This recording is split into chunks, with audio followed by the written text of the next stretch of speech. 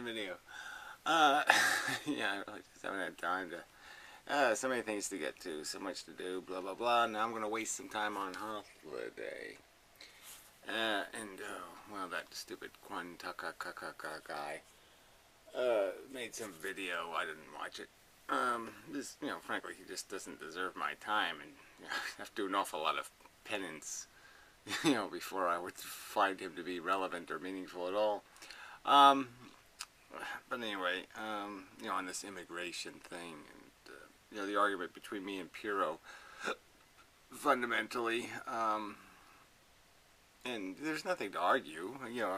You make the point, and nobody responds to the point. So what's the point, right? There's no point. There's no point in discussing it rationally with people because they don't have a rational perspective. They're just going to pretend everything's going to be okay. Okay, says you. I don't think you have a clue regarding how reality works, and that's all you can say because they obviously don't have a clue. So I'll get to that. Just a couple of little things. I mean, people message me now and then, and I don't pay much attention, and I'm sorry about that. I really should pay more attention to my channel and try to network or something and all that. Well, I just can't be bothered. But, very nice people, and they offer me stuff, and I should say, yes, cigarettes, send me cigarettes. I should, but I just don't, because, it just feels like some sort of usury or something. Anyway, but, people are just very nice. But I just don't do anything, and I should. Well, anyway, there's just some funny people here and there, or something. Well, anyway, this girl she's just kind of funny. Anyway, college sucks. Well, anyway, I think it's I haven't watched the whole video. But she's funny, and she's just, life is ludicrous, and she's dealing with that. Best you can. Anyway, so, Sarah something or other, blah, blah, blah. Leave a link below. What the hell? She might not even want the attention. I mean, I should even mention channels because, you're not going to get anything good out of it. You're not going to get any good attention, right? My subscribers generally suck. Anyway, there's this other guy I just thought I'd mention, Gale Force or something. He's got a great voice. Reading poetry, but the thing I was impressed by, I mean, it's all chicks in the comments. Just, all chicks. Every single one of them, I think, is a chick. So you're just saying, yeah, that's the thing, I mean, be a guy with an icon like that, and read poetry to women. That's the channel I would have. That's the way to go.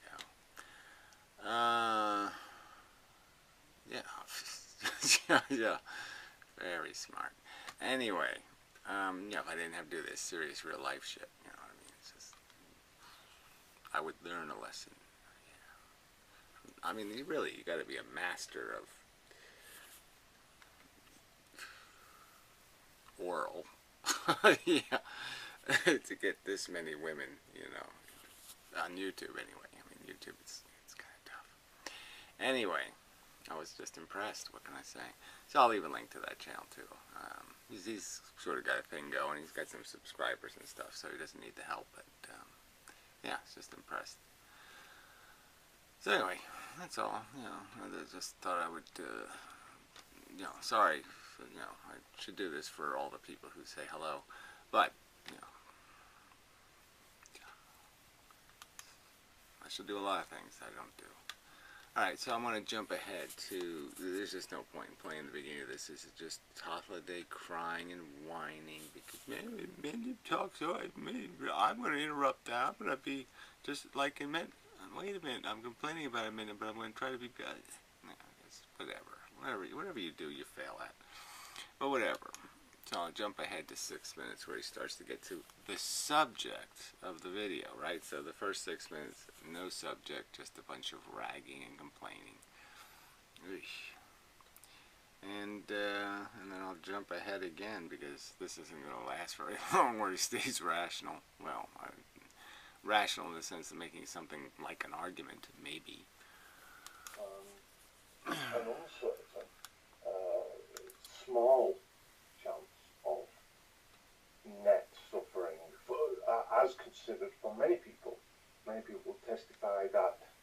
they're happy they live. Right. So again, we're going with this testimony argument as if it means something. People believe in God. People believe in spiritual bullshit. People believe in multiverses. People believe in all kinds of nonsense. Their self-testimony that they are winning, right? That's like somebody at the Olympics saying, I should get the gold medal or something. It just doesn't mean anything. You know, I mean, as an argument to me anyway, I'm just saying that, you know, the fact that some idiots will say, I loved having cancer, it made me a better person, or something silly like that. It's their prerogative to say silly things, and it's my prerogative to say that's a silly fucking thing. And I don't have any obligation to respect people's testimony regarding how they're winning at life. None. Because it's usually going to be based on an ego projection. The simple fact that they can't admit that their investment was silly, stupid, foolish, and idiotic.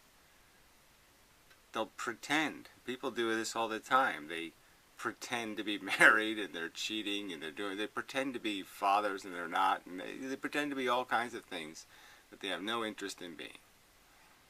They lie constantly and with an ease that, yes, maybe dupes like you could be fooled and think they're telling the truth. Yeah, maybe. But, yeah, no. Sorry, no sale. No matter the suffering of the arthritis, the loss of the children, they've reconciled the idea of... No, reconciled is just another word for rationalized, right? So they've come up with some lies and bullshit to make it all okay. Silver lining crap. Blah, blah, blah, blah, blah. I mean, this isn't... death, the idea of old age suffering, and their net valuation of their life is usually in the positive. You know, all that to say nothing, right? To say people testify that they are super special and well worth all kinds of horror. Because they have super special experiences and their joy is super special joy. And blah, blah, blah, blah, blah. Yeah, who cares? I do not. Maybe you do. I do not. Yeah, human testimony isn't worth the bad breath it's composed of. Arguable. Well, I just argued, bleeded. But Inmenum has nothing to say on these matters. I don't know. I've made a ton of videos on these matters. Again, this... What? What am I supposed to say? People are fools? Gee, you haven't heard me say that? Idiots? Morons?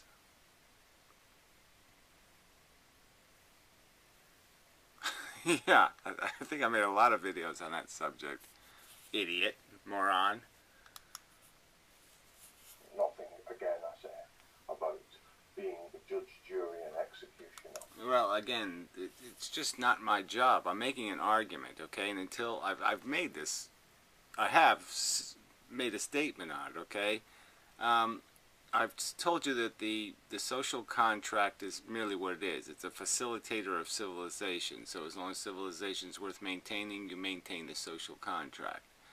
But I've told you that the truth is different than the social contract. The social contract is a perverse and disgusting compromise with what should be, in my opinion. And certainly if there's rubber hits the road times, if there's times where it's one or the other, I'm going to vote for doing the right thing in spite of the social contract.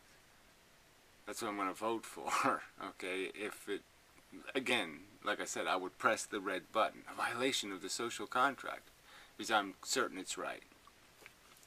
And so, all I can tell you is I'm perfectly comfortable being judge, jury, and executioner until somebody demonstrates where any of my judgments are wrong, or where I've made a conviction that's totally inappropriate. and where I've done something to demonstrate where I've used some horrible bias or some horrible evil, I got paid off or I got free pickles or something, some demonstration of a corruption in my judgment, some demonstration where I'm incorrect to believe most human beings are ignorant, dumb motherfucking cunts who have no clue what planet they're even living on. Why would I want to pollute my good judgment with their imbecilic Mohammed says moron judgment? Why would I want to do that? Why would I think that's the smart thing to do? I should dilute my rational judgment with the judgment of people I know as a certainty to be imbeciles. Yeah, why don't I join a cabal of imbeciles and turn my good judgment into crap? No, I don't think I'll do that. And I'll say innocent until proven guilty. So prove me guilty, and then I'll have to say, oh, I guess I can't play anymore because you proved that I can't play the game fairly or right. So until you prove I'm playing an unfair game, or I'm wrong, then I'm right. Yeah. Normal contract. About he has no understanding of what it means to be a fair contract. That is. Okay, so let's go through this one again. I say it's perfectly fair to make an agreement with a woman you're having intimate relations with, that understand that we're not altered physically. We haven't been fixed. And so if we're going to have relations, there's certain rules, okay? And so we're going to do this thing where we are certain having a child is the catastrophic result. That is the worst case scenario. Nothing is worse than that. Me dropping dead of a heart attack during the sex is not as bad as you having a baby. Right? So we understand the priority, and then we make agreements about what the contingency is going to be in all these little case scenarios, and we cover all our little bases, and we write essentially an insurance policy. That's essentially the responsible thing to do. What if? It's like when you buy anything, you go, well, what if? And you figure out whether it's reliable, and does it have a warranty, and can I take it back if it doesn't work, and you have contingencies because it's the rational thing to do. And so you make an agreement, and you kind of sign it with your full faith. You know, this is what it is. This is how I make life make sense, is that I make agreements with people and I expect them to keep them. So I can make an example of thought experiment thing, or whatever you want to call it. Look, you say you make an agreement with somebody. Say you're in a circumstance, there's a flood coming, and you're closer to somebody else's kid, and he's closer to your kid. And you make an agreement in, like, you know, whatever, air blood. You say, look, I'll save your kid, you save my kid. And the guy says, yeah, okay. And you understand that this is a serious agreement we just made. You're going to try as hard to save that guy's kid as you would try to save your own kid. And that's the agreement you just made really quick. Okay, yeah, obviously you have to make this quick, but you have to, well, let's just say you're in New Jersey, he's in Connecticut, where for whatever reason you're responsible for his family, and I'm responsible for his family, and he's responsible for my family. And we make this agreement. We say, okay, you're going to take this serious, right? All right, well, anyway, the flood comes. You find out he just let your kids get washed away. He didn't do anything, right? I jump into the shark-infested floodwaters. I do all this shit. I'm fucking Jedi guy. I do all this crap. I try to save his kid, blah, blah, blah, blah, blah. I risk my life 10,000 ways. I go through fire. I go through all this shit to save his motherfucking cunt kid. And then I found out he did nothing. He went to fucking McDonald's, the motherfucking cunt. I don't have a right to kill him. It's not perfectly sensible for me to say, hey, this is an unacceptable violation of agreements. You just can't do this. There's no function in life if I can't count on anything. Right? So anyway, in the Puro conversation, the simple argument was made that contracts are the foundation of civilization. That's when human beings could be civilized, because now they didn't have to, it's like they didn't have to show up with 500 sheep and make a deal and then like, okay, we both have guns pointed at each other. okay, I'll let my sheep go, you let your cows come over here, and I'll let my sheep go over there, and we're going to make sure no one gets cheated. Because, see, we had contracts signed by authority, so to speak, with the authorization of authority. You'd put your little seal on it, and a judge could decide, and there'd be arbitration, and there'd be some guarantee that this meant something. So now I didn't have to walk around with my sheep all the goddamn time. So it facilitated economics, it facilitated not having to shoot each other or kill each other, because we could make a contract with each other. And the social contract was basically the same thing. It was basically, hey, look, let's understand that we'll prosecute people for, if they rape your daughter, or if this happens or that happens. And so now we all don't have to have bodyguards, and we don't have to do all this other shit, because we have a social contract guaranteeing some sort of civility. That's civilization, jackass. Now, I'm just going to state, okay, if you don't understand that that's the foundation of civilization, that that's what makes money worth anything, that's what makes everything have value, is the idea of a contract. That's the first step to civilization. That's the cornerstone of civilization. That's the thing you must have, or you have no civilization. That's not a complex argument, right? It's not one that can be refuted rationally. So fuck this. There, that's the bold statement. That, yeah, I think we take a huge step backwards the minute we start excusing weasels from weaseling out of contracts. That we start giving them Twinkie defenses and all this other nonsense as ways of evading their contract.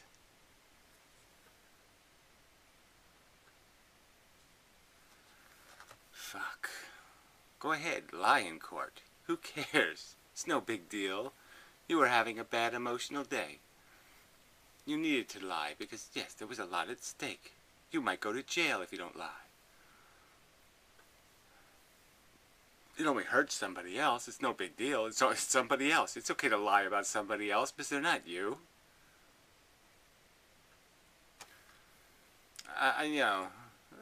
And why are these people doing this, right? I mean, it's like this knee-jerky bullshit. I mean, this knee-jerk liberal bullshit. Oh, we must love the immigrants. They're the foundation, the cornerstone. They're what makes us human.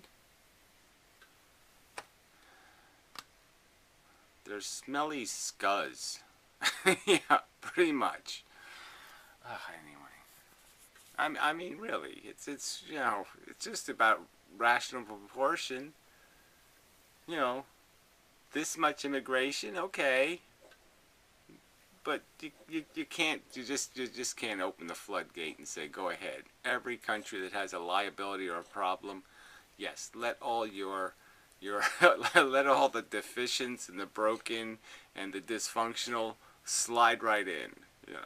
It's just dumb. There's no inequity of bargaining position. Well, I mean, this inequity of bargaining position in the context, again, like I stated, then there's no point in allowing women loose in the streets, all right? If they can't make bargains regarding their reproductivity, and it can't mean anything because they have some sort of, I can't emotionally understand what sex is, and I can't emotionally understand what love is, and I can't emotionally understand anything. And at any one moment, I might want to have a baby, and it's just going to be like this spontaneous thing that's going to control all my judgment. Well, then I guess we can't elect a woman president, because that would be just silly, because she'll be so obsessed with having babies or stroking their bare bottoms that they won't be able to apply any judgment at all. I mean, you can't have it both ways.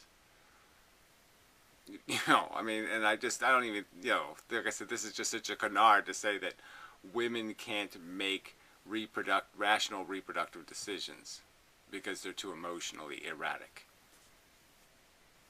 I mean, you can go with that if that's your belief, but I think you're insulting women. But who knows? Because maybe women can't figure that out. No unfair conditions. Yeah, right. I again, in this circumstance, right? Yeah, I walk up to him and say, "Ooh, nice rack," and she says, ooh, nice bulgy bulge. And we say, yeah, let's do some, you know, blah, blah, blah. Oh, that was unfair. Fuck you. I mean, you could set up a more romantic circumstance, but it just doesn't matter. The point is this isn't rocket science. Yeah, no, it's basic function of life, and if a woman can't handle it, she can't handle the responsibilities of commitments and relationships, and she can't make promises that mean anything, then I guess we shouldn't be giving women anything in these divorce settlements and everything, because apparently women don't think promises mean anything. I mean, this is just so play both sides of the street, right? 1 minute, oh, gee, I got cheated, I'm supposed to get something for getting cheated, and then the next minute you're saying I want to cheat. I mean, this is just such bullshit. Excusing cheating, and then the next minute you'll be defending the victims of cheaters. What the fuck? Well, anyway, what should I expect except just grotesque duplicity from these assholes? The one I said. Oh, whatever. I think it just gets boring here, so I'll jump to 9 minutes, I think. 9 minutes and something or other. He may find it repugnant. He may find it obnoxious that they can't speak his language. But this is speaking to his feelings about the situation. So again, he says it's a subjective, like a food taste or something. So the idea that common language facilitates civility between people, he thinks that theory is silly. He thinks it's just as good as if you can't communicate with somebody. If you have to do, you know, all kinds of antics and sign language just to say something like, where's the men's room? He says that's fine. It doesn't in any way degrade your capacity to live next door to somebody. So if all you can ever say to the guy next door is hola, because you don't understand each other, that's okay, because you don't have anything to talk about ever that means anything. You're never going to have a dispute that needs resolution. You're never going to have conflicts of any kind where some sort of articulate conversation might save the day.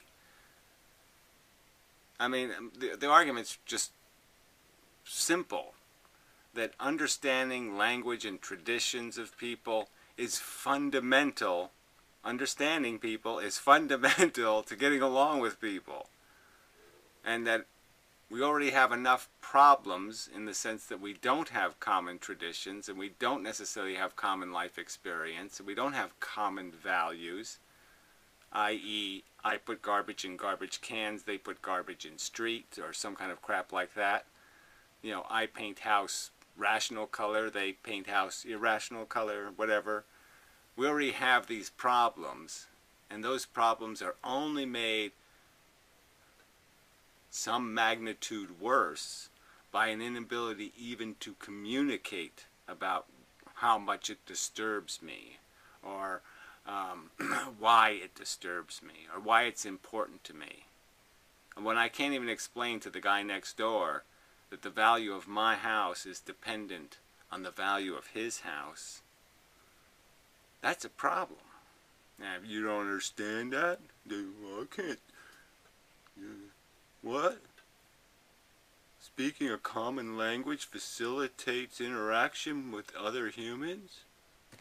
What a silly theory. No, it's not silly.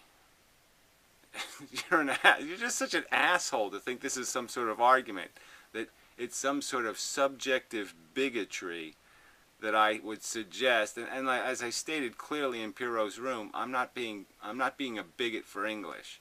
Okay? Right now, yes, it's convenient that most of the world is learning English. But if I had it to vote for tomorrow, that we put all the rational languages, and all the languages that aren't, like I said, Chinese is a little bit too silly, you know, all the languages that are constructed with a little bit of, you know, good compression ratios, in a hat, you know, French, German, blah, blah, blah, and just pick one. And that'll be the language everybody learns. Okay with me. I'm saying that's rational. That's a sensible thing to do in a world getting smaller and smaller, in a world where people need to communicate with each other in some sort of reliable way. Oh, shit, that's just so outrageous. What an offensive thing to say. Yeah. Oh, that's disgusting, you fucking racist. Whatever. Asshole. And these feelings have nothing to say about the correctness or rightness or wrongness of immigration per se. Well, again, if you value communication between people, if you understand the necessity of having common stories and traditions in terms of being able to live with other people, then you see that, yes, if immigrants are no longer migrating to become one of you, but are instead just migrating and bringing their culture and their traditions and their language with them, then there's going to be a problem. And if you can't see that, I'm sorry, you're a blind moron. Yeah, okay. Alright, so jumping ahead, I think this is it. I don't know, these numbers just don't seem right for some reason. 11:30, well, we'll go there. It's not that far further, and then I think we can just play it for a little while. Is that he is asserting, and he's going to speak over you and say, you're wrong, this is right, with no supporting development in his ideas. Right, so he's arguing that there's no supporting development in the idea that throughout all of history, you want to watch a country disappear, just watch it immigrate. I mean, immigration has done native populations zero good. There's nobody who's won the immigration war. And Pirro says, well, look at America. Well, America isn't that old. And I'm arguing that you can see that it's not going to be America very long. I mean, America in the sense of English speaking. It's going to be, it'll turn into some sort of, maybe it'll turn into some sort of international kind of melting pot of blah, blah, blah, But I'm just saying, and it's going to become divisive in the sense that you're just creating more and more of these wedges of diversity, and it's going to be less and less possible for the East Coast to live with the breadbasket, to live with the West Coast, and certainly to live with the South. And those trends they're all quite obvious. That instead of the immigration isn't going to knot America together, it's going to rip it to pieces, and that's going to be your your legacy of just being stupid about it. And thinking that here that the other joke here is that all these European countries in America, they're finally growing up, getting a little bit free of this stupid, idiotic, ignorant religion shit. And now they're importing a whole growing population of ignoramuses, religious kooks. So the very infection they're finally getting cured of, they're just inviting they're just saying, MRSA, come on over. Yeah, infect the fuck out of us. Again.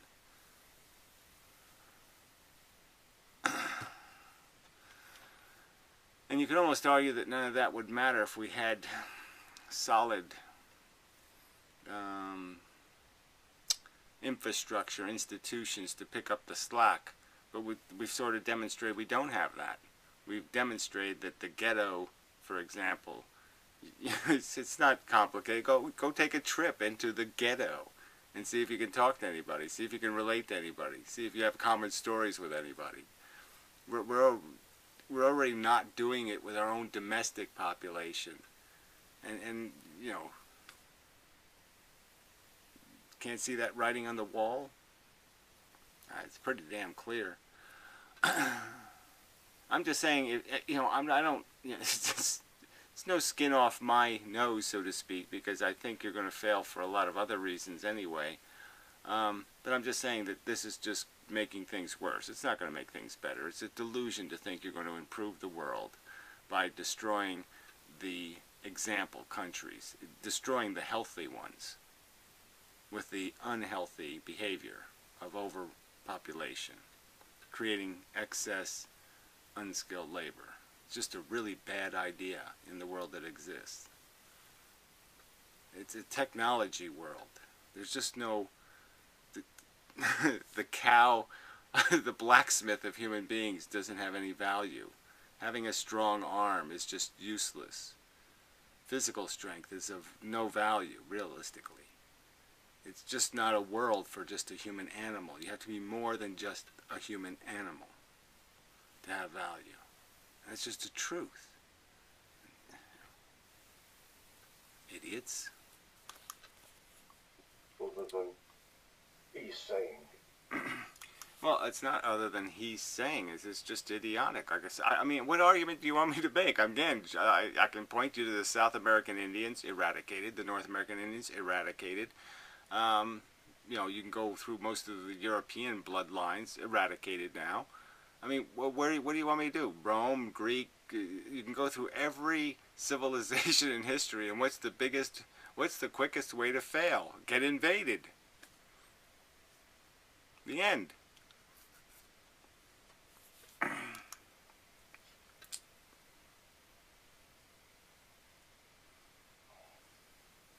On the one hand, he began by saying how concerned he was for these non-consensual beings that come into existence. No, that wasn't in this conversation at all. So again, you want to combine two subjects. You're telling me you're not smart enough to figure out that there's a difference between talking about the A, B, C, D, E, F kind of solutions, right? I mean, my first priority is, yes, let's have a graceful exit, get out of here.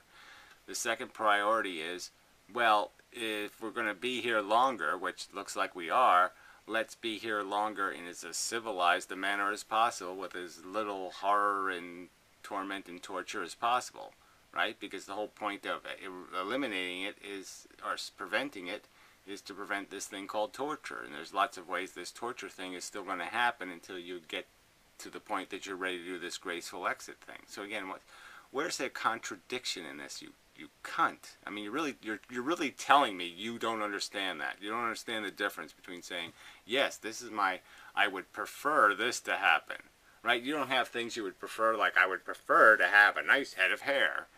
But if I don't have a nice head of hair, well, I'll try to shape this the best I can. Or maybe I'll just cut it all off and that'll be the way.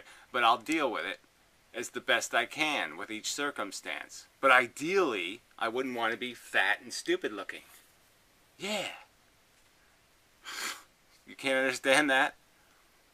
Too complex? No, I think you can. You're just being so fucking petty. Because that's all you have is your little petty resentment. It's your little best friend, your little imaginary friend is petty resentment. And he finished up by iterating about how hugely significant it was for the father, how of a change in his circumstance it was. Again, I didn't say anything about hugely significant. I just made the rational argument, okay, that this is part of it, is that, you know, we have a civilization where you're made accountable for the children you produce. So it's just a fact. Even if it wasn't a fact, even if we didn't force you to be accountable for a woman's choice, not your choice, the fact is it's still your blood. It's still your stuff. And if you make an agreement with somebody about how that stuff's going to be treated, and that person violates the agreement, I'm just saying these are kind of fundamental agreements. These are important agreements. If you think life is torture and somebody else is going to create one with your stuff, yeah, you have a right to be pissed off. As though the father didn't have a choice in engaging in the risky behavior. Well, again, it wasn't risky in the sense that you made a contract. Okay, see, you still don't get it, that's what contracts allow you to do, is to mitigate against risk. You buy insurance. That's the rational approach to a circumstance of risk, is creating some sort of assurance against, well, this is what we'll do if that happens.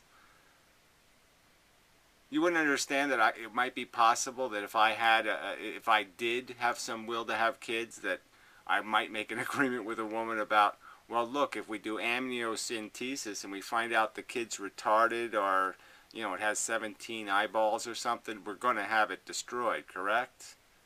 And you wouldn't think that's a meaningful agreement to make? People should just violate those things routinely? You know, this is a little bit serious, and if people can't take their life seriously and make serious agreements, well, I'm just saying, then you don't have civilization. Yeah.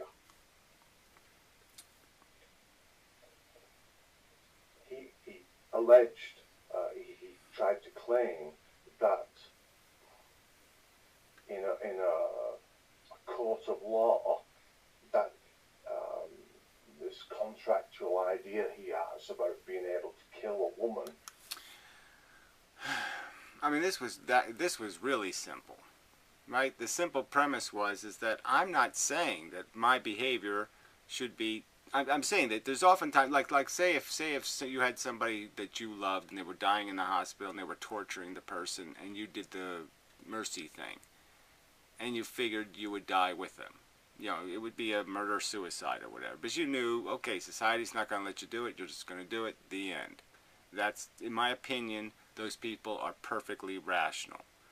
There's been people in America who've taken their shotgun, blown their heads, their sick wife's heads off, and then blown their own. And I think those were perfectly great human beings. I don't think there's anything criminal in that at all. I think our society is the criminal. Now, if society would persecute me for exercising my contract with this woman, I'm saying that's okay. That's legitimate. I understand that. The contract is mine, and I can take my contract seriously. I'm just saying that that's just a fact. And I'm saying I, in my opinion, would have done nothing wrong. But I'm just saying it's okay if society thinks so. I mean, clearly everybody's not allowed to make life and death contracts with people that can't be to social scrutiny. I'm just saying I would like to see the trial, okay? It'd be an interesting trial, wouldn't it? You know, where and let's say in the trial it's agreed that she was in full agreement. She was fully competent. Nobody doubted her rationality when she made the agreement. It'd be interesting to see how the jury would decide. Yes, it's okay to break fundamental contracts with other people about fundamentally important things. So now we can't rely on people. So when I tell the other guy, look, I'll save your kids and you'll save my kids because I'm closer to yours and it's more likely both of us will win this way, we can't depend on that. Instead, we're going to have to run a mile to the other place and protect our own kids because we can't depend on other human beings to do it because they can't keep a contract. That's what you're defending, asshole. Who breaks her promise not to bear a child would lose in court. But this is very similar to the actual cases borne out and explained by Michael Sandel in his Justice series, where a woman who is to be a surrogate mother for a couple refuses to give up the baby. And it's found in the Supreme Court that a woman cannot have fully informed consent in that contract. Right, he thinks that's a good decision. So he thinks, and maybe some women think that's a good decision. But what that says to me is women aren't reliable. They can't sign contracts. It's basically saying women are too emotionally erratic. So why should I think one should be president? So if a woman can't even make a reasonable agreement about, yes, I like being pregnant, I like having babies, I'll help you have a baby, you give me money, and I'll take your fucking money, and I'll make an agreement to take your husband's sperm, okay, so one of your parties are now genetically involved in my decision, and then I'll later decide to steal the baby. I mean, we know babies have huge value and all this stuff to people and all this kind of thing. So this is, and it's okay for a woman to violate that contract. I'm just saying, if you're going to say women can't keep contracts because they're a woman, I mean, that's what the Supreme Court basically said, right? Women can't be dependent on because it's fundamental to being a woman that they can't keep a contract. That's basically the statement. There's no way to fix it. It's built into the woman's genetics that she's an erratic, impulsive idiot who can't make a contract and mean it. Because her biology is going to take over and say, no, no, no, no, I can't do that. It's mine, mine, mine. You think that's a good thing. You think that's a good legal decision. And why? Why do you think so? You think the Supreme Court is God or something? You think they have special knowledge? You think they really understand women? Is that it? No. Yeah, sorry. No sale. I think it's a fucking kick in women's face all over the world to say, no, women have this out. They can at any time start crying and say, I didn't mean it. Yeah, no, I don't think that's it. I'm way too much of a feminist to say that was a good legal decision. Because she does not know the weight and the significance of her humanity. Right, then she shouldn't be walking the streets, in my opinion. If somebody doesn't know the significance and the weight of their humanity, then guess what? Let's call them all incompetent and put them on leashes. Maybe they should belong in burqas then. Maybe the Arabs are right. Women are just stupid little animals. And you got to potty train them and keep them on a leash and put them in pens because they're just too fucking erratic. You don't even put your dog on a leash, asshole. I mean, that's the joke of this. You think your dog can make a rational contract? In which she will bond and have feelings for that child that grows within her. And nobody could figure that out, right? Again, that's, almost everything we do, you could say you became habitized to it or something like that. So couldn't this kind of crap be said all over the place? Oh, I just didn't understand fully. I just didn't. And couldn't everybody just do that with everything? Come on. I find that argument contentious. I mean, why, yeah, so, okay, so let's just say then every person, every man who has inappropriate sex, okay, at a school or something, let's give him an out and just say, look, he just didn't understand how emotionally involved he was going to become with his students. He had no way of knowing that before he became a teacher. It wasn't until he got into the whole environment and found out how, shiny their butts were. I mean, he just didn't know. So it's okay. He didn't know he was gonna. He didn't know he was gonna be. He didn't know. Fuck you. About informed consent. Just one aspect in this dialogue that in Mendon, this drivel he spouts about the righteousness of being able to push a lady down the stairs to her. Well, again, that's not the point. The point was, look, the argument made is that we have all these contingencies, right? Day after pill, abortion, all this kind of stuff. So she has to violate all of these agreements, essentially. And you think that's okay? I'm saying, no, there's no fucking way that could be made okay. But anyway, doesn't matter. I think he's done. Then he goes on to the physics thing. I did a reply to his inane arguments on that subject too. Death, if she refuses to uphold what he sees as a fair contract. Yeah, that's right. Well, I take my word seriously. I expect other people to, right? So I'm just saying I haven't violated any sacred agreements with anybody, and I don't intend to. And if I do violate such an agreement, if I take an agreement that important and I cheat somebody, I expect the wrath. You have every right, if I violate you in some way, like to this standard, to, yes, have me assassinated in any way or manner or form. Yes.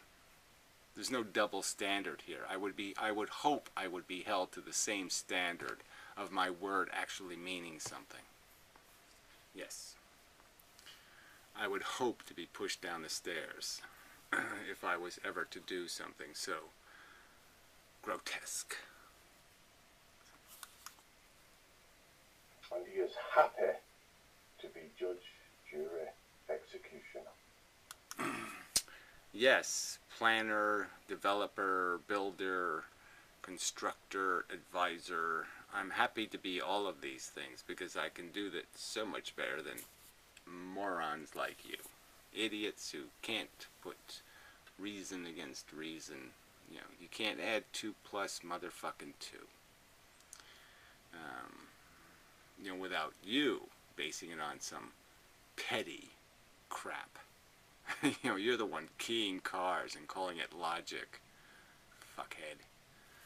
So anyway, till next time, and such. I think that's all that's I have to do here. I think we're done with this business. Yeah, there's just nothing, you know, part of me wants to make videos on these subjects, but there's just no point. There's just no rational conversation.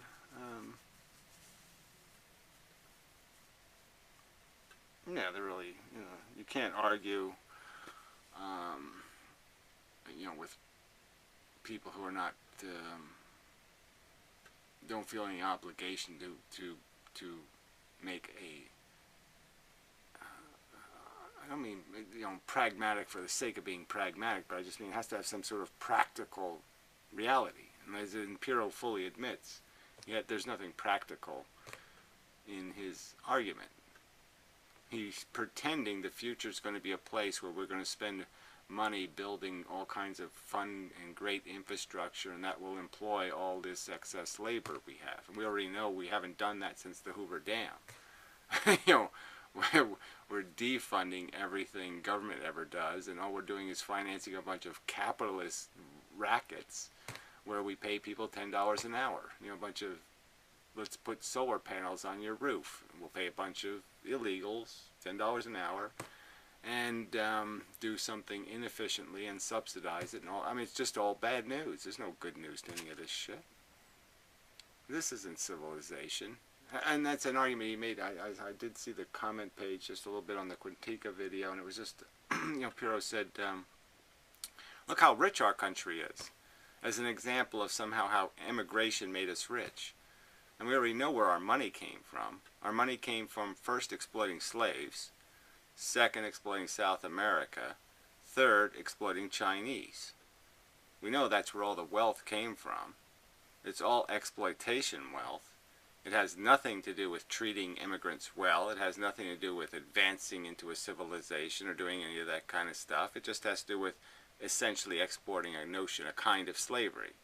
We enslave people in other countries and steal the value of their labor. And that's the wealth. And now we have a complete service economy that's we only have any economy at all because the rich are so preposterously wealthy.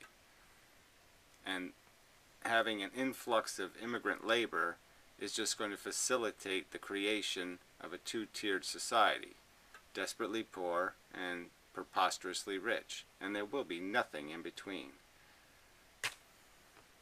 So I'm saying that's about as close to complete disaster as you can get. So bravo, Piro. You're an idiot. You're not a progressive, you're a regressive, and a fool, and a dupe, and, yeah. Fuck, you're dumb. So anyway, till next time.